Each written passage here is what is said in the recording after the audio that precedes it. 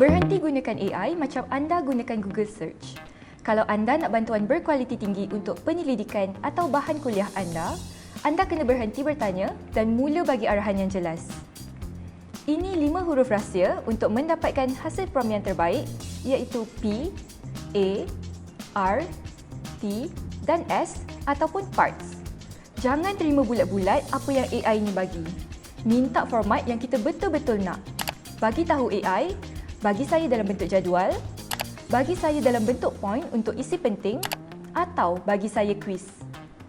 Tak nak guna parts setiap kali nak prompt? Ciptalah satu jam.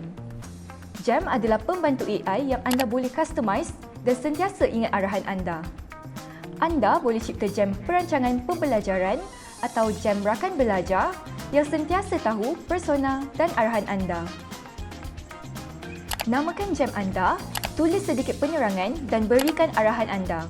Boleh gunakan teknik parts untuk memudahkan kerja anda. Set sekali je dan gunakan pada bila-bila masa. Mula guna teknik parts hari ini. Jom kita prompt sekarang.